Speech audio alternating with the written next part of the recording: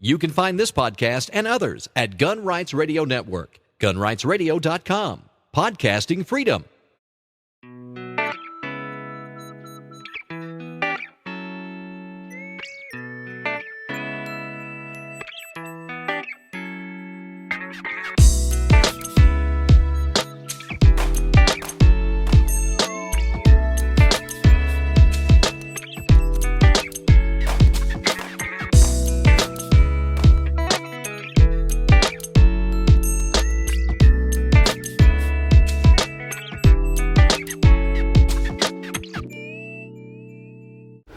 Hey, Walt here from WaltInPA.com with episode 33 of Shooting the Breeze, the formal gun podcast of WaltInPA.com. I think I just said everything twice, but at any rate, I am Walt White, and this episode is either right on time or really late. I haven't quite made up my mind yet. A couple of weeks ago, I think it was episode 32, I came down sick and I wasn't able to get the podcast out on time. So rather than post it on Tuesday, I think I didn't record it until around Friday. Strange thing happened. My daughter came back from daycare with a stomach bug, passed it from her to my wife. My wife then gave me said stomach bug, and I've been sick all week. It wasn't until, yesterday that I started feeling normal again. So, just because of the time frame that it fell on, again, the podcast wasn't recorded on time, and I'm kind of frustrated about it. I went 31 weeks with getting the podcast posted on time, and I was really happy with that. And now I've been dealing with 2 weeks back to back where the podcast was late, and that's just very frustrating for me because I tend to be really anal about these things. I want them posted at a certain time, and here I am 2 weeks in a row giving you reasons as to why it's late. But I haven't decided on whether or not I'm going to post this podcast as soon as I get it finished, or if I'm going to wait until Tuesday and sort of bag 1 week. I don't know whether I want to do another shorter podcast and then do another one in like a day or two so that I can get it posted on time, or how this is all going to work. So I'm kind of playing it by ear. I'm just going to run with it. I've got a handful of topics to talk about. Most of it is older stuff that I came across when I was planning on recording this episode on Tuesday. It is now, when I was planning on recording this podcast last weekend to be posted on Tuesday, but it is now Friday, and some of this stuff is kind of dated, but I'm going to run with it anyway. So in addition to a handful of news and featured content topics, I was able to get out and do some more shooting last weekend. It was actually right before I got sick. I shot another USPSA match at another one of the local clubs, and unlike my first match where I was really kind of frustrated and just mentally not in it, dwelling on poor stage performance, stage after stage after stage. This time I was really relaxed. I went through the whole thing just in a great mood. It was a beautiful day for shooting. I didn't get sunburned this time around, which was awesome. There was a lot more places to hide in the shade, but just a really fun match. I had a real good time. I didn't wind up as high in the rankings as I would have liked, but considering my mindset when I shot, which was basically just go out there and shoot, I wasn't overly concerned with shooting fast. I just got the gun out there. I shot at a very comfortable pace. I did really well for how I was shooting at that slower pace. But if you're interested in match video and a big write-up and all that, I have it. All of that is available on my blog, which is WaltInPA.com. Look for the South Chester March 2012 heading, and I think it's 3,000 plus words in that write-up. So that's kind of where we're at. No reason for me to babble on and on about all this stuff. So let's get rolling right into the news. All right, in the news this week, I only have 2 items for you. The first one is kind of interesting. It comes from here in Pennsylvania, out of Wilkesboro, and it's from TimesLeader.com. It was published on Friday, March 23rd. No, today is Friday, March 23rd. Why would they put today's date right underneath this article? Maybe it was edited today. But at any rate, the article is entitled, "Man Pulls Out Gun to Ward Off Wilkesboro Armed Robbery Try." Okay, so it says Samuel Smith, who has a concealed weapons permit, scared off 2 assailants. It happened again. Samuel Smith said he wouldn't hesitate to use his gun on another person to protect himself. Smith, 24, of Ashley, made a split-second decision and fired a round into the ground when two young men demanded that he empty his pockets on Reese Street near South Meade Street Wednesday night. Smith said he was hanging out with a friend outside a house sitting on a curb just before 9 p.m. After his friend went into the house, Smith said he noticed two men walk slowly past him, describing them as a black male in his upper teens and a white male in his early 20s. As the two men walked by, Smith had an uneasy feeling and loaded a magazine into his gun and reholstered the weapon. A minute or two after the men walked past, he said, they approached him asking for a cigarette. When Smith said he didn't smoke, he claimed the black male pushed a firearm against his body. He said, "Give me your expletive in your pockets." He shoved the gun into my stomach, Smith said. I took both my hands, one went to my wallet and the other reached behind and put on my gun. Reached behind and put on my gun. Okay. Smith, a security guard who has a concealed weapons permit to carry a firearm, said the black male swatted his hand away from his wallet. When he did, Smith extended his other hand, grasping his gun, and fired a round into the ground. They ran away. The black kid ran toward Little Flower Manor, and the white kid ran the other way, stripping off his clothes, Smith said. Police said they are investigating the attempted armed robbery. The experience of being a victim left Smith with little doubt of using deadly force. I never thought it would happen to me, Smith, who works as a security officer, said. I'm glad I have a concealed weapons permit. It paid off. If it happens to me again, I don't think I would think twice about using my gun. Other mugging incidents. The attempted armed robbery of Samuel Smith on Wednesday is the latest street mugging in the area in recent weeks. And then it goes on 1, 2, 3, 4, 5, 6, 7, 8 other incidents between February 1st and March 5th. So it seems like there's a bit of a robbery spree going on in the area. But, don't be alarmed if you hear random thuds of people's heads mashing on their desk. When I read over this and various people hear it on the podcast, I can't believe I read that part of this entire article. It was when this guy inserted a magazine and chambered a round when he thought he was in danger. When I first started carrying a gun, I was really uncomfortable with the thought of carrying around in the chamber. However, I never took the magazine out of the gun. The loaded magazine was always in the gun. And my thought was, if anything goes down, I'll have enough time to rack the slide. And eventually, I realized the problem with that, and I got over my fear of carrying a gun with a round in the chamber. Now it's no big deal. I do it all the time. In fact, I've got one in my pocket with a round in the chamber, in a pocket holster, double action trigger. It's not going to go off, but. It was amazing when I read that that's what happened. And it's easy for me to sit back as a Monday morning quarterback and criticize the way this went down. But I mean, step by step, let's just kind of walk through this. He's sitting out, I'm assuming he's sitting out on the steps with a friend of his, on a typical city street, and his buddy goes in the house. Two people walk by. He gets the heebie-jeebies. He pulls out a gun, inserts a magazine, chambers around, and reholsters the weapon. It sounds like he's got it, at his back. Two people reapproach him, asking for a cigarette. He says, I don't smoke. And one person pushes a gun into his stomach. At that point, I mean, what in the world would make you pull your gun and fire a round into the sidewalk over here when someone's pushing a gun into your stomach? I mean, isn't the objective at this point to shoot them, to stop them from shooting you? I think that's a huge gamble that I wouldn't be willing to take. If there's a gun pressed up against me or pointed at me, if I need to pull my gun, I'm pointing it at the other individual and pulling the trigger. There's no, I'm going to shoot the ground, I'm going to scare them off, I'm going to shoot around in the air. They don't get warning shots. That's, especially in this situation where he says there's a gun pointed at him, pressed up against them. That's just insane. What if the sound of the round ricocheting off the ground, made the guy flinch and he instinctively pulled the trigger and shot him? Now what? His warning shot got him shot. Inadvertently. He managed in scaring the guy, but, he scared the guy into pulling the trigger.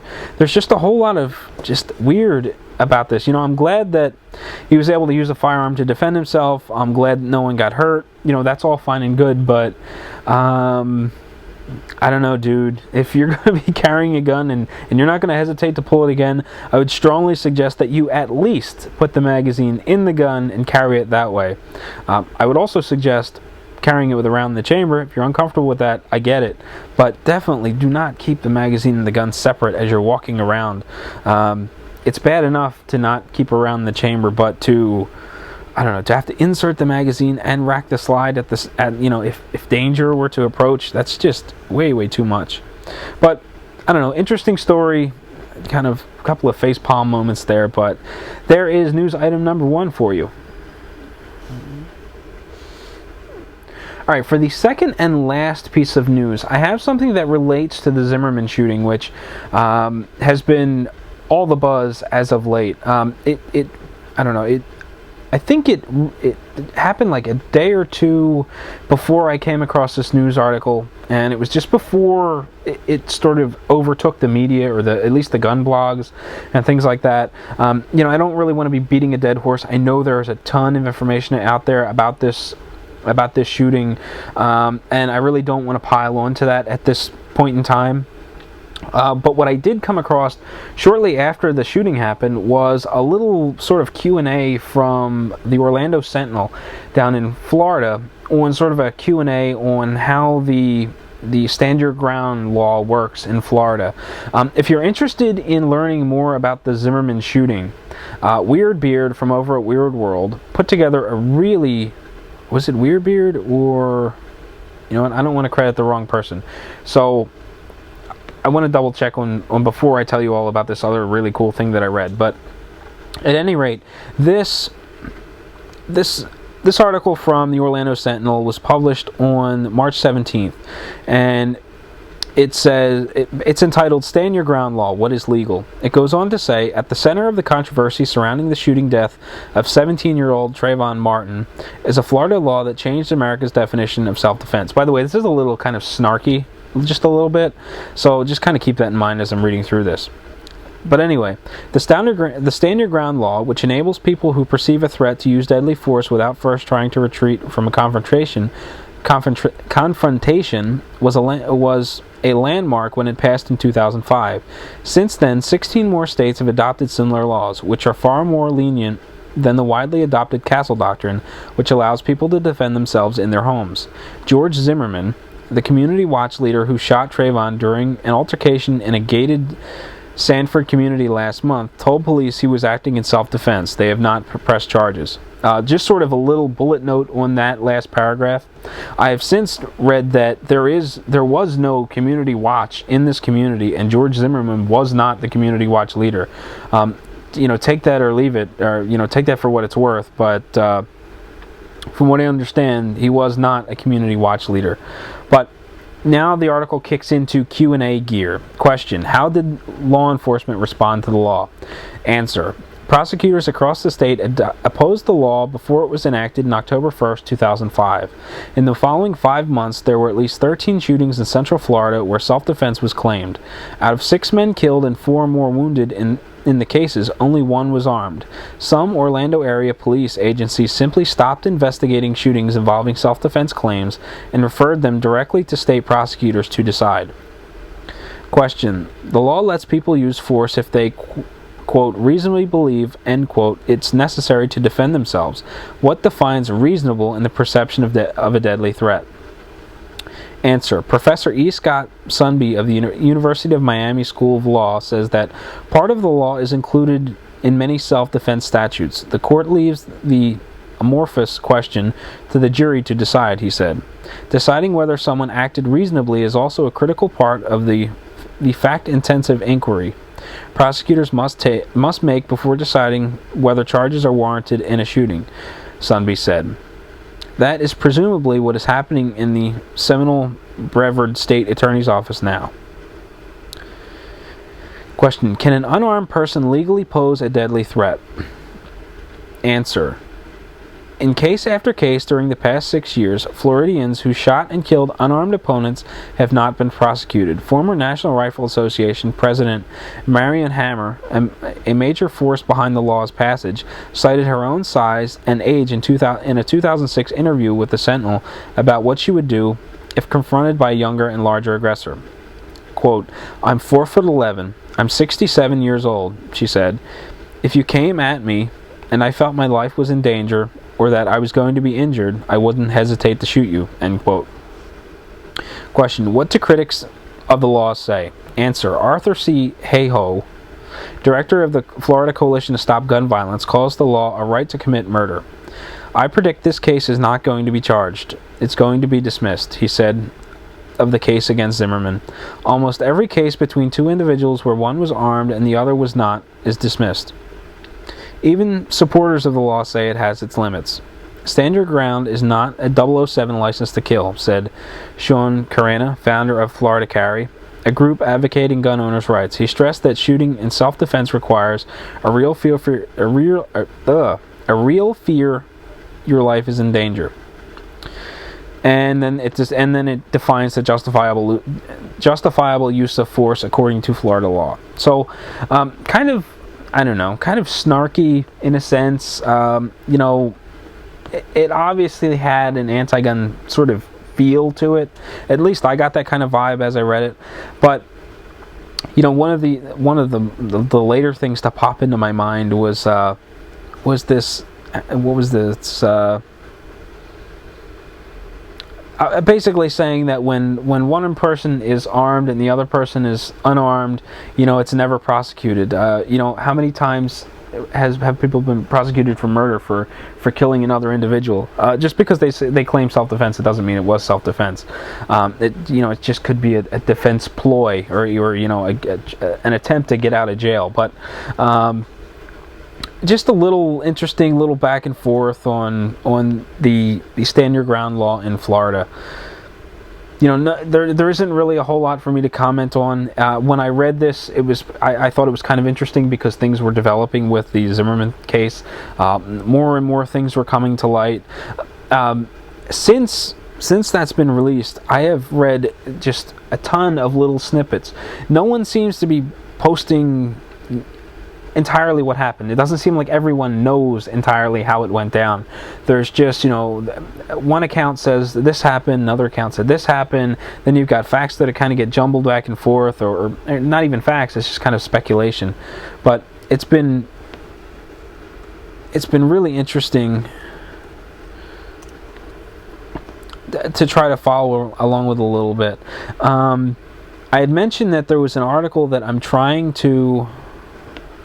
wanted to point you to for more information on the shooting. It's actually the best one that I've read so far, only I can't find it. And it's probably killing you to stand here watching me search for it on my computer.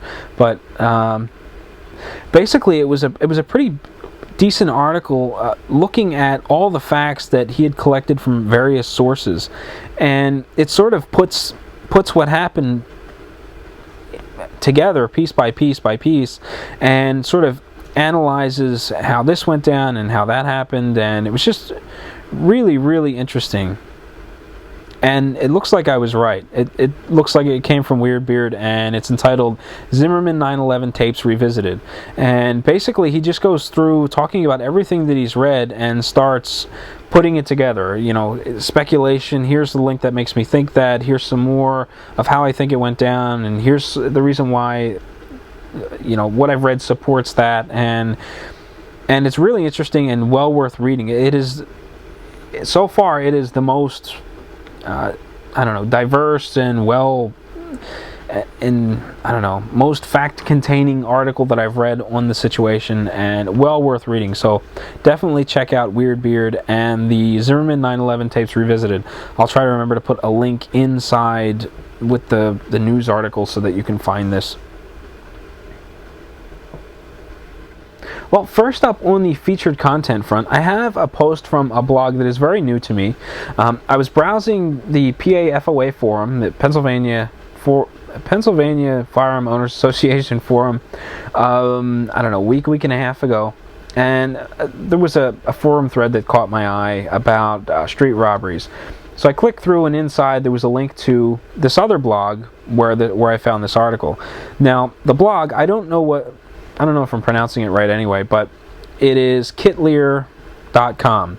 I don't know whether it's Kit Lear, because her first name is Kit and maybe her last name is Lear. I don't know if it's supposed to flow together and be Kit Lear, or if the R is silent and it's like Kit Lear. I have no idea. But this blog, I found it to be pretty awesome. The author is a police officer, and reading through this, she says that she came across a thread on arf.com from Burned Out Leo on street robberies, and based on reading that post, she wanted to put her own account together. And basically, I'm going to wind up butchering this because I don't want to read this entire thing. I'm not going to read this entire thing all over again while on camera or anything, or while the recorder's running. But basically, I believe in 2006, Kit was injured on duty. As I don't know whether I mentioned it already, but she's a police officer. And she had limited mobility. I don't know whether she hurt her leg or her foot, but at any rate, she wasn't supposed to be doing a lot of walking. And during her recovery, she was getting kind of cabin fever and wanted to get out of the house. And one of the things that she wanted to do was get out and go shopping. So she decides she's going to go do that. And she's debating before she leaves on whether or not she wants to carry a gun or which gun to carry, because, she carries one weapon, or she carries a variety of weapons depending on where she's going and things like that. So last minute she decides to take a Kel-Tec, I believe it was P32 or something similar, small little pocket pistol, and she heads out the door with her camera. Now, it's later on in the afternoon, and she also wanted to take some pictures. She's into photography, and because it's later on in the afternoon, she doesn't think she's going to have time to do it after she goes shopping, so she decides to do it first. She's going to swing by and get some ice photos and then go shopping. Well, to save herself some walking, she decides to use this like an access road that gets her back to where she needs to go, that very few people know about. Maintenance workers use it, police officers use it, and it sort of runs back behind a baseball field or something like that. So she goes off, she goes down this road in her vehicle, she spots a car off to the side of the road, and it makes her wonder. There's someone inside the car moving around that's not dressed for the weather. I think she says it's like so few degrees below zero, and it sort of draws her attention. She keeps her eye on it, so she continues on her way. She does what she has to do. She gets out of the car, she goes to take her pictures, and then she catches something catches her eye. It's the person that was in the car, is coming towards her, and like the whole way things are going down, it's just kind of weird. And as she's got the camera in her hand, I guess she turns it towards him and takes a picture, because she just doesn't feel like things are going right. Eventually, he sort of beelines right to her and approaches her, and she takes command of the situation and tells him to stop. And the first words out of his mouth were something along the lines of, "I'm not a robber," or something like that. And she talks about the situation with him and keeping her distance and feeling vulnerable because she's injured, and fortunately she's got her gun, but she never draws it, and she de-escalates the situation, and she starts to feel guilty because the guy's giving her a sob story about his battery died. It's around Christmas time. He's kind of stuck, and she sends him packing. So on the way back, she's driving, back towards his vehicle, and, guilt is starting to pile up. And all of a sudden, the sob story he gave her obviously wasn't true because his vehicle was gone. And it's just a really interesting post. Not, from one perspective, because she talks about her situation and how things went down, but it's also really interesting because she starts applying different logic from books that she's read on criminal activity and mindset and things like that. And all in all, I thought this was a really, really interesting article, and I've been reading this blog or keeping an eye on it ever since. This particular post was I guess it was the Kickstarter to get me interested in her blog to begin with, and then I saw that she was posting USPSA related blog posts with video and doing sort of video breakdowns and critiquing her shooting, and I just love that kind of stuff. So ever since I saw that USPSA post, in addition to this, I've been keeping a close eye on it, and just really, really happy with the blog. You should definitely check it out, and most definitely read Street Robberies and You. Next up on the featured content front is a video on YouTube that I came across through AmmoLand. It's one of the blogs that or one of the RSS feeds that I subscribe to, and AmmoLand generates just a ton of content, a very wide range of content, gun-related stuff. You'll find stuff on hunting, you'll find stuff on competitive shooting, and law and politics and everything in between. And one of the most recent things to catch my eye was a Doug Koenig video from YouTube.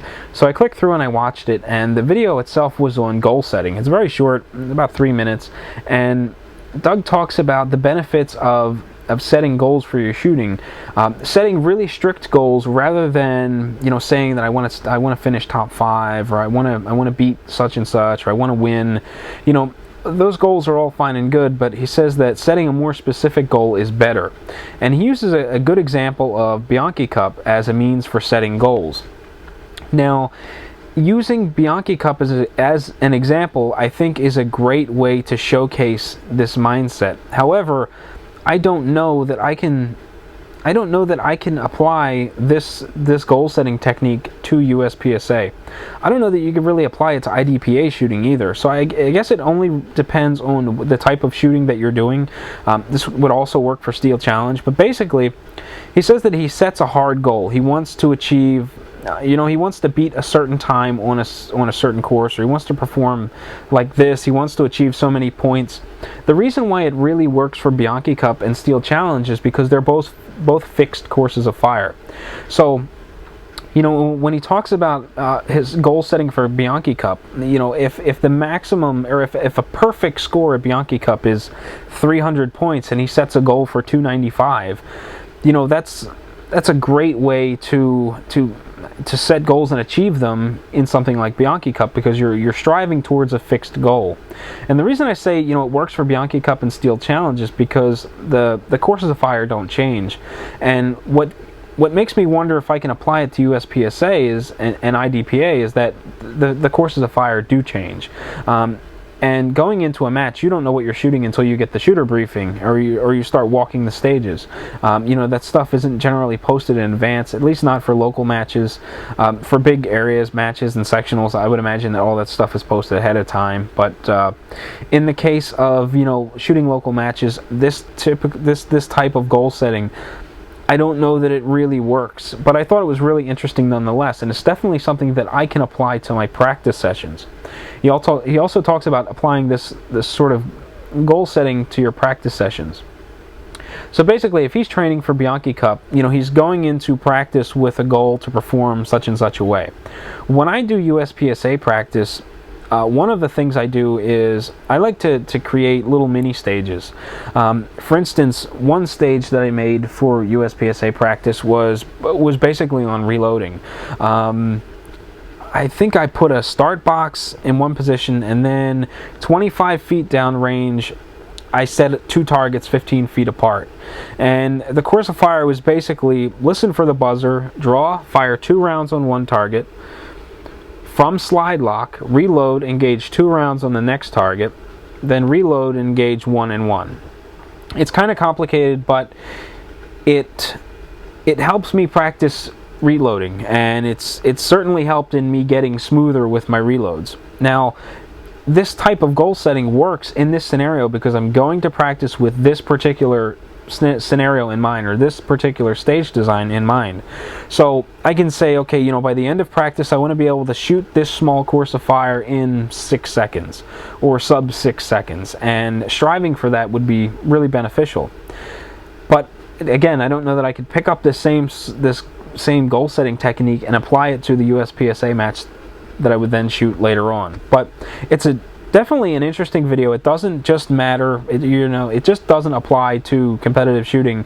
This could be anything, range sessions. If you're going out to shoot, you're shooting a bullseye target from 20 yards or whatever, just at the range, sending rounds down range, you could set a goal for yourself to, and land X number of shots in the X, or just however it works. But just a really interesting goal-setting video that I thought I would share. Last up for featured content, I have a post from Weird Beard, and it's pretty interesting. It's on like a city council meeting in D.C. The post is entitled, "This is what they want," and it's a Ward 3 public safety meeting video. And I watched it, and I was just kind of dumbfounded when I watched it. There's basically it's a meeting with a public opinion portion, so anyone in the public can stand up and voice their opinions, have the questions answered, things like that. And one of the individuals stands up and starts talking about the climb in violent crime in the area, and muggings and things like that. And he talks about a situation where a friend of his was robbed at gunpoint, and he asks, what are we supposed to do? Why are you making it so difficult for DC residents to protect themselves with firearms? And who is it? The deputy mayor for public safety, I believe is his title, responds to the question, and basically, I'm looking for the quote.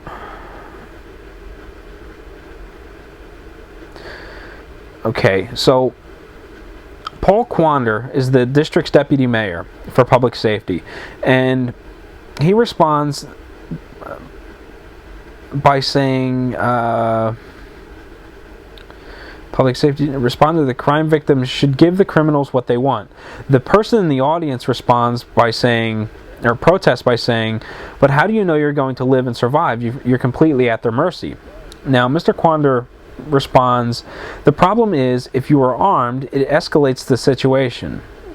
It is much better, in my opinion, to be scared, to be frightened, and even if you have to be injured, but to walk away and survive. You'll heal, and you can replace whatever was taken." So here in D.C., in a city council meeting, you have the deputy for public safety telling people that you shouldn't escalate a situation. You should get hurt if that's what it takes to not escalate the situation. Just give the criminal, give the mugger, give the robber whatever they want. You'll live, you'll heal, and everything will be okay. Just don't die. He didn't say the "just don't die" part. That's my little addition to this. As long as you don't die, everything will work out. You'll live. You'll be able to replace whatever was taken. But to hear the deputy mayor for public safety just come out and say, "Oh, just give in to this individual, to this mugger. If you need to be hurt, then it is what it is. You'll live. You can replace whatever was tossed." And it's just amazing to hear city council just say that to a concerned citizen. And it's well worth watching the video. It's a lot. It's pretty short in the sense that it doesn't cover the entire meeting. It's just kind of a snippet. I wish it went a bit longer to hear more of what this guy had to say, or hear more protests, but it's kind of tight on that one particular exchange. But in either case, I was just kind of dumbfounded to hear that, and thought I would share it and urge you to check it out too. Well, for the cigar and drink pairing this episode, I have sort of like a late St. Patrick's Day rendition of cigar and drink for you. Your eyes, if you're watching the video, your eyes do not fool you. It is a green cigar. I'll talk more about that later, but I'm pairing it with just a very simple Canada Dry ginger ale. I'm not generally a soda and cigar guy. Typically, I find soda or pop, depending on where you're at in the country, to be a bit too sweet for cigars. I don't generally like it. However, ginger ale, sometimes maybe 7-Up, they tend to be a little less sweet than something like Coke or Pepsi, and they seem to go a little better with cigars. Personally, I prefer ginger ale of all the sugary drinks, but it's not something that I drink often with cigars. It's just, I just happen to have a bottle in the house, and I thought, this is probably better than coffee in the middle of the afternoon, and I need to run out shortly, so I didn't want to break out any hard liquor or beer. So I'm just going the easy route, and I'm drinking soda with my cigar. The cigar, it is green, and at one point in time these green cigars are very popular. They really aren't these days. This cigar is the Flor Dominicana Double Claro. It's something that's new for the company, but as I said, green cigars used to be very popular in the well, I don't want to say in the early days, but back around, like the World War II time frame. These were the American standard, more or less. Americans preferred a milder cigar, and at one point in time, cigars were sort of graded by their color. Green cigars were very, very mild. Connecticut cigars, which are blonde, were a little more flavorful, but again, very mild. The boldest and strongest of all cigars was Maduro, and that has just gone completely out the window, as time progressed, because you get a variety of different cigars with different types of wrappers. This particular cigar is much bolder than I would have anticipated with a green wrapper. The wrapper itself, the Candela wrapper, it's fermented in such a way where it's sort of cooked underneath the fire, and I don't remember how they do it. It's been quite a long time since I read up on it, but basically the heat that they're using to ferment the cigars or to dry the cigars keeps the coloring of the leaves but cures them, so you wind up with a very delicate, light flavor. Because the wrapper flavor is so light and delicate, generally the filler blend matches it by being very, very light, so that you get the wrapper flavor coming through, and as a result you generally get a pretty mild cigar. This cigar, on the other hand, isn't anywhere near as mild as a lot of the others. It's got a nice bold flavor profile to it.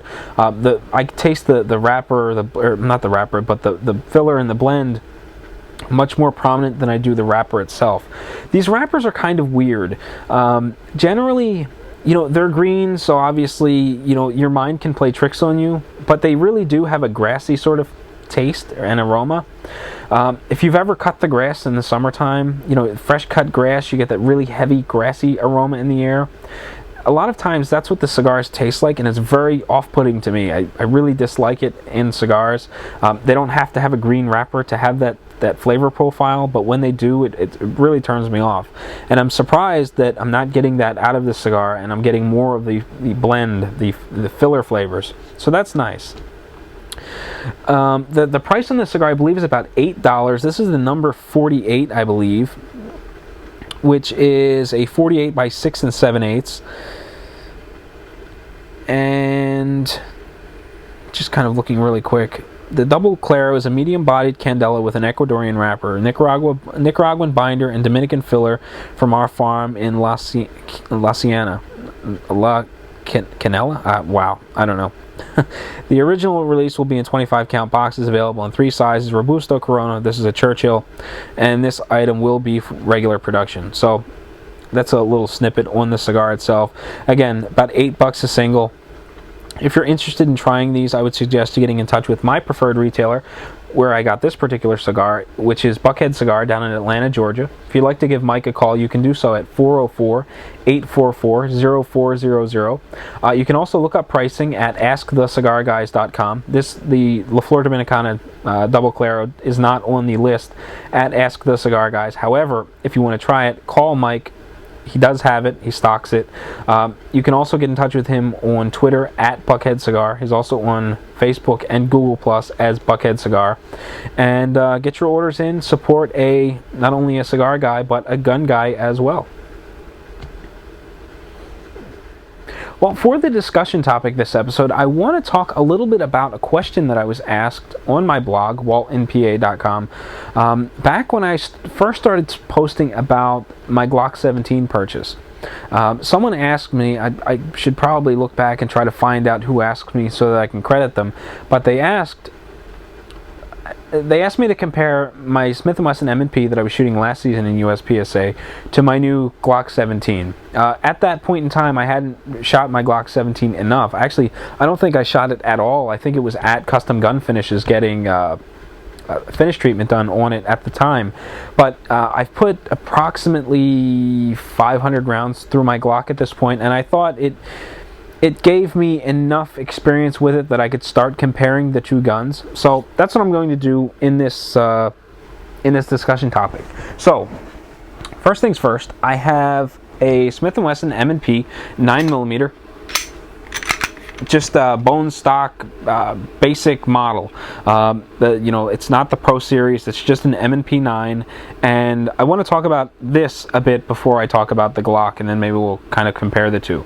So visually, I really like the way this gun looks. I think it has a very sharp, I really like the way it looks. It's all black.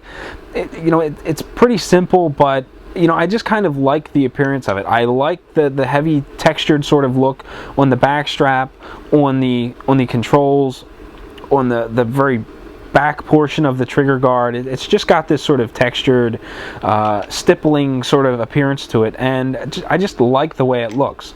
In the hand, this gun is extremely comfortable, and actually, I kind of lied. I said I would talk about the Glock and then compare it, but comparing the way the M&P feels in my hand to the way the Glock feels in my hand, this M&P definitely feels more comfortable in my hand. It feels a little narrower. The frame just seems to fit in my hand a little better, and ergonomically, I really like it. I shoot it well. I'm really happy with it, but there are a couple of drawbacks with it. Primarily, it's in the trigger, and it's easy enough to go out and replace the trigger or to have trigger work done to fix the issue that I'm having, but my issue primarily is the reset. So basically, again, the gun is clear, the gun goes off. See if I can do this, but with a thumb so that anyone watching can see it. So the gun the shot breaks, the slide cycles, and now the trigger needs to be reset. As you're shooting, all this happens really fast, and the trigger is fully depressed. Now, before you break the next shot, you need to reset the trigger, and you let it out, and you let it out, and you let it out, and you let it out, and now it feels like it's starting to reset. There's a little bit of sound. There's actually a little click. However, actually, it did reset that time. But more often than not, I lose track of where it resets. It feels like it almost resets, and you pull the trigger back again, and you wind up short stroking it. And it's not really positive. That's where I struggled with that reset that wasn't really positive, and which is pretty far. So you wind up with a lot of movement after the shot breaks before you can take the next shot. And that was something that I just struggled with this particular gun. One of the reasons why I wound up sort of taking this gun and treating it as a backup is because I was dealing with some rust issues. At one point in time, my slide rusted. It was mostly down toward the muzzle. It was fairly bad. Actually, it was really bad. I sent it back to Smith & Wesson. They replaced it free of charge. It wasn't a big deal. It took a few weeks for them to do it, and they paid for shipping both ways. That was all great. However, in research, I found out that there was a bad batch of slides. They weren't finished properly, and that's kind of where my issue came from. So I kind of looked past that. I got the gun back up and running again, and then I started getting a little bit of rust on the takedown lever, the takedown lever. And then I was getting a little bit of rust on the slide release button, primarily on my index finger side. So that cleaned up, it wiped off, but, looking at the gun on an angle in the light, I can see some minor pitting in the metal, and that kind of annoyed me a bit. What really pushed me over the edge was my magazines. I had 3 of them that rusted really bad. The back side of them were just covered in surface rust, and it really irritated me. It irritated me enough that when it was time for me to start looking for a backup gun, I started looking at a different platform. It meant more money in that I had to buy a brand new gun, I had to buy magazines for said gun, I had to buy a holster, mag pouches, extra magazines. It was a big investment. I couldn't it wasn't just an interchangeable thing where I had 2 of the same gun. Another issue that I had was with the sights. In these stock sights, it's basically just a dab of paint inside them. If you're looking at the video at this point, one dot is brighter than the other dot. That is because this is the stock dot. This is nail polish that I put in the dot because it was black at one point in time. My front sight, which is pink, again from nail polish, is because the white dot popped out. And you know, these are little minor things, but they were still really irritating me. I'm eventually going to have to pull the sights off of this and put upgraded sights on them for competition, but you know, as a backup gun, I'm okay with the setup as is. I mean, it's hideous, but it gets the job done for the time being. All in all, I'll never sell this gun. I love it. I like to take it out and shoot it from time to time. It fits my hand really well. I'm really happy with it. If I were to revert back to the M&P as a competition gun, I would definitely replace the front and rear sights, probably put a fiber optic in the front. I would love to get an adjustable in the rear, and I would probably put an Apex trigger kit in it just to get rid of that really weird, long, crispy, as Road Gunner says, crispy reset that's not really positive. So I replaced it with a Glock 17. No frills, just a basic Glock 17 that I made some upgrades to for competition. Obviously this isn't just your standard Glock. It's got a Duracoat paint job, olive sort of frame, and a digital camo with various greens and blacks in it. Now, right off the bat, one of the things I really disliked about this gun was the rear sight. I upgraded the sights, but the rear sight was plastic, and that kind of irked me a little bit because I had seen dented sights, I'd seen broken sights, but aside from that, I was okay with the fact that they were plastic. But my real issue came in that the rear sights had a big white U in them. And when I first got the gun, I thought, oh, you know, that's really cool. That's better than the 3-dot system. I kind of like it. It's kind of funky. But as I was starting to use the gun and look down the sights, I found that I was focusing less on the front sight and my eye was drawn to that big white U painted on the rear sight. So that had to go. I wound up going with Warren Tactical sights. Just straight black rear, and the front is a green fiber optic. Now, comparing the two as far as ergonomics go, I said that the M&P seems a bit thinner and fits my hand better, and that is definitely the case.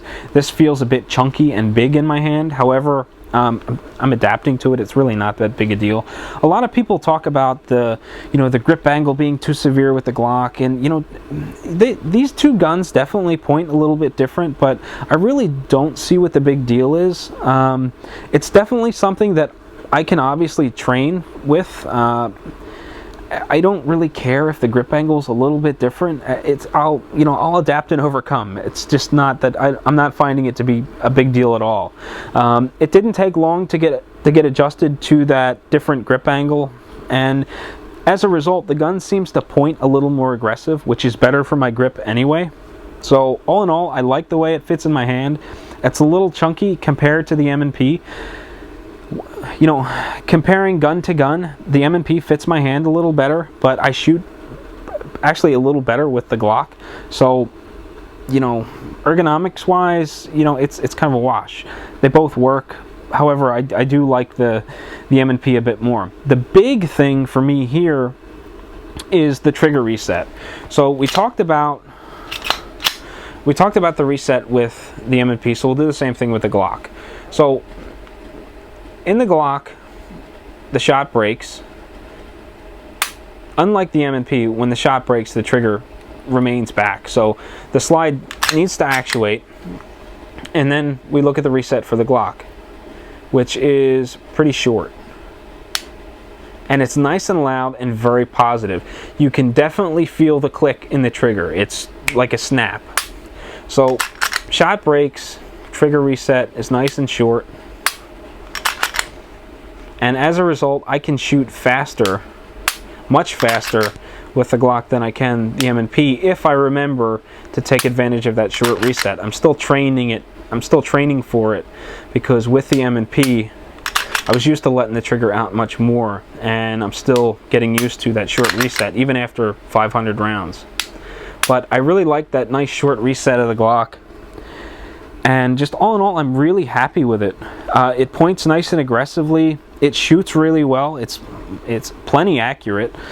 And the really nice thing about this is the abundance of accessories, and as a result of the abundance of accessories, they're much more wallet friendly. For instance, I picked up an extra magazine recently for my M&P, which was $35. And shortly before that, I picked up extra magazines for the Glock, which were $25 a piece. You know, when you're going to a match with 5 and 6 magazines, that extra $10 really adds up from magazine to magazine. It does make a big difference. The Glock magazines are kind of slick because they have a polymer coating on the outside. That's something I need to get used to too. They're really slippery in the hand. But again, it's something that I think I can train with or train for. I really don't think it's that big a deal. So, you know, comparing one gun to the other, I love them both. I really do. And you know, there's just a couple of hiccups. If I didn't have some rust issues with the M&P, and it would have run flawlessly for me when it came time to buy a backup gun, I probably would have went out and bought another M&P 9, probably either a Julie Golub edition or maybe even a Pro Series 9mm M&P, just so that all of the stuff was interchangeable. You know, I didn't have to go out and buy extra mag pouches and holsters and different magazines and things like that. But you know, I felt that I needed to go with a different platform, and I'm very, very happy with the Glock. You know, I don't think it is a vastly superior weapon. You know, I think it works equally well. You know, the M&P and Glock both work really well for me. You know, there were just a couple of kinks with the M&P, and that's why I decided to go the route of the Glock. So I hope that answers your question on, you know, why did I go with the Glock, and you know, what do I think of Glock 17 versus M&P. You know, what it boils down to is I think they're both equally great platforms, and they perform just as well as I need them to. Well, it is about time to close out the podcast and let you be on your way. But before I do so, I want to thank you for watching or listening to episode 33 of Shooting the Breeze, the formal gun podcast of WaltInPA.com. If you have any questions or comments or ideas or anything you would like to see discussed on this show or on the podcast, please feel free to contact me. You can do so in a variety of ways. The easiest way to do it is probably just to open up your email client and send an email to walt@waltinpa.com. You can send me just a text email. If you want it to be private, just make a note of that, and I won't mention it in the show. You can send audio files if you would like to include one in the podcast. If your video is your thing, please feel free to include a video snippet. I'll be happy to play it in a future episode. You can also head over to my blog, which is waltinpa.com. There's a little contact button. If that's easier for you, please feel free to click the contact button and fill in the email box with your information. Click submit, and it will send it right on over to me. I'm also on Twitter as @WaltW. I'm on Facebook and Google Plus as Walt White. I have a Facebook page for my blog, which is WaltInPA. I post podcast updates there. Things that I post on my blog get pushed there. Primarily it's gun stuff, mostly USPSA related stuff, videos, you know, match breakdowns, podcast updates, things like that. And I would appreciate if you head over to WaltInPA on Facebook and gave me a like. I'm also on the Gun Rights Radio Network forum. I have a Shooting the Breeze subsection where I post podcast updates. I also, you know, communicate back and forth through that if that is your preferred method of communication. You know, I've got plenty of them. Just pick one and shoot me a note. So again, thank you for watching or listening to episode 33 of Shooting the Breeze. And until next time, take it easy. I'll catch you later. You can hear Gun Rights Radio Network on Stitcher Smart Radio. Stitcher allows you to listen to your favorite shows directly from your iPhone, Android phone, BlackBerry, or Palm phones, on demand and on the go. Don't have Stitcher? Download it for free today at Stitcher.com or in the app stores. Stitcher Smart Radio, the smarter way to listen to radio. Gun Rights Radio Network shows can be found under Sources.